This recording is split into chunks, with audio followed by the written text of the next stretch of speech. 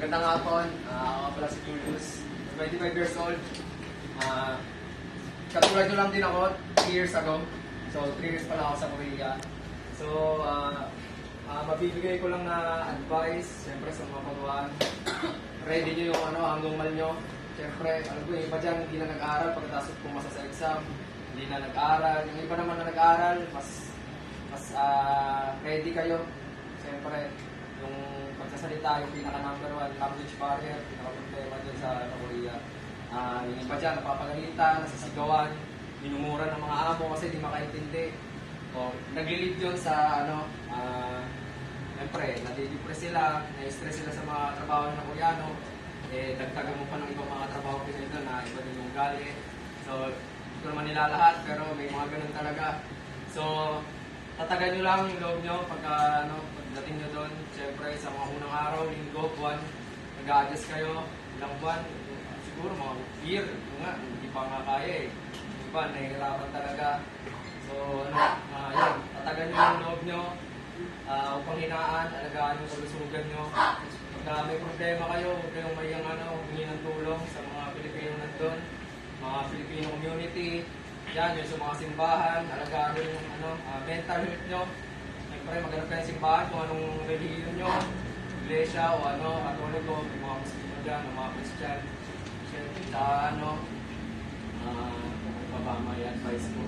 Sa mga trabaho, yan, yung mga labor, problema sa dorm, kung ano man yung mga problema nyo doon. Ito yung hingin ng advice sa mga nauna, siyempre, yung mga trabaho ng mga nauna, o sa iba, saka ano pa ba? Iwasan yung latest, bagong problema sa Korea issue. Yung bullying sa trabaho. Nabalitaan nyo naman yung namatay, sinaksak.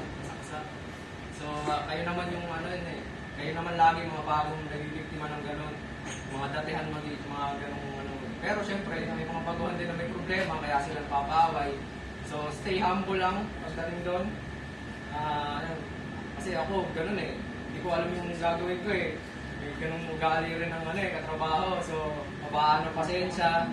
Kung hindi kaya, kung kasama nyo sa loob ng dorm, kasama nyo sa loob ng kwarto, huwag kayo may pag-away, mag-request kayo, bumukod kayo ng dorm. Mas maganda yun para hindi nyo kasama sa bahay, kahit kasama nyo sa trabaho, kaya nyo iwasan yan. Siyempre, pagka hindi na kaya talaga, sabihin nyo sa amo nyo, lilipat kayo, paparilis kayo, dahil lang ba doon? Sabihin nyo muna kung ano problema, ganyan. Para di ba, huwag kayo paparilis agad. Mahirap ma-release ngayon sa Korea pagdating nyo doon, huwag kayo paparilis agad. Kasi hindi pa kayo sumasahod, wala pa kayong ARC, yung alien card nyo, mahirap yun. Mahirap yung mga ganong pa ba? Pagdating sa sahod, syempre yan, dyan na tayo. Paldo kayo doon. Nakakaranas kayo ng pagpaldo doon.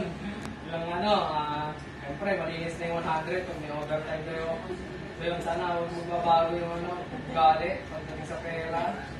Siyempre, yung iba dyan, sinasabi, sabihin sa inyo, binago na kayo ng pera, yung mga bang kayo, ganyan. Ano pa ba? Siyempre, ingatan yung pera nyo, huwag kayo magpapa-scam, huwag kayo magsusugal. Siyempre, huwag kayo magbabae, pero bala kayo. Yan, sugal number 1 na problema doon. Online gambling, marami matachat sa inyo doon. Kayo ng online sugal. Ano ba? Siyempre, investment, yan, iwasan nyo rin yun, siguraduhin nyo legit. Tsaka siyempre, magpa-insured kayo, insurance. Health insurance, siyempre may health insurance na kayo pagdating doon, yung sa company yun. Pero yung outside doon, health insurance, alam ko ito yun, kasi insured na ako 2 years ago pa nito. Bago pa maging partner ng dollars. So, ano pa ba may payo ko? Sa pera, yun lang naman, remittance. Yung magawa agad kayo ng remittance. So yun, good luck. Ingat, laksan nyo loob nyo. Makaya natin. Bigyan nyo lang kami sa rin. Hindi ako sa'yo magsalita sa araw. Salamat po. Salamat. Good luck sa inyo.